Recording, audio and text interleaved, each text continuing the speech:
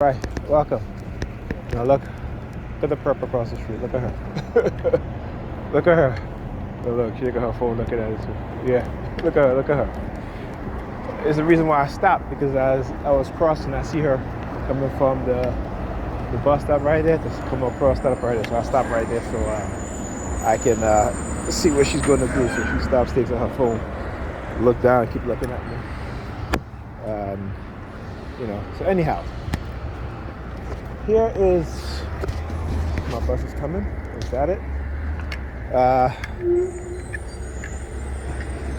So, like I said, yesterday we went out, of course, even last night, I stayed over because I couldn't go home. We did a lot of walking, more walking than I normally do. And so my leg was hurting. Oh, here goes the homeless team. Get the homeless team across, the homeless team over there.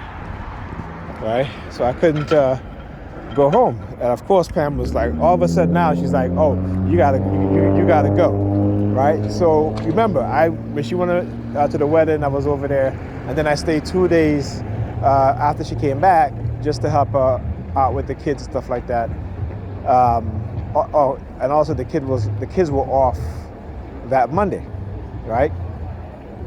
And then she had called me. It was Ethan's birthday. We had we were supposed to go out, but that didn't happen. So I spent the night over. No problem. We went out yesterday now to engage in their little tests, because this is what they'll do. They want you to go out, in a crowd, they engage in their psychological operation to see if you exhibit the fight or flight. But like I said, I have my defense mechanism that I have, that I use at times. So again, when I started to, have these color swatches, so I started to use it on my phone and flash it in front of their faces. All of a sudden they look away, they start to get psychologically affected, emotionally affected by it. Then they want to get mad. That's when they start using Pam. And then she'll try to engage in this good cop, bad cop behavior like thing, right? To try to get me to, believe that she's targeting the people that's targeting me and stuff like that. I know that's bullshit. I've been through that too many times with her. Like I said, I tell her today, I said, I learned from my experience, okay? You know what I'm saying? It doesn't mean that I'm not affected by the things that they continuously do, but I learn from it, okay? And one thing that you have to do as a TI, like I said, is to try to, lessen the effect so that you don't exhibit the fight or flight. So you're not always flying off the handle, because, when they start to have that kind of emotional control over you, you can do things that's detrimental to yourself as well as the people around you, right? So you always got to remember that.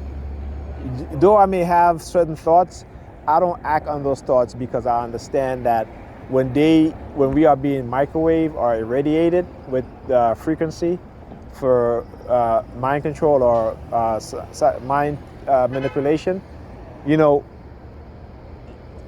you think about violence. That's just part of it, right?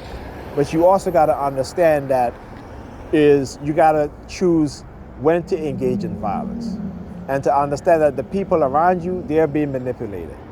And so when you want to engage in violence, you engage in the violence that the people who are oppressing you, the people who is behind the technology, the people who is within the law enforcement agencies, the security agencies.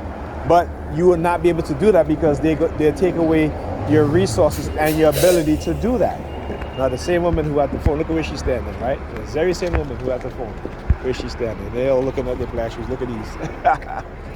But here goes the number 32, license plate KNL 9132. Again, how to use that against you.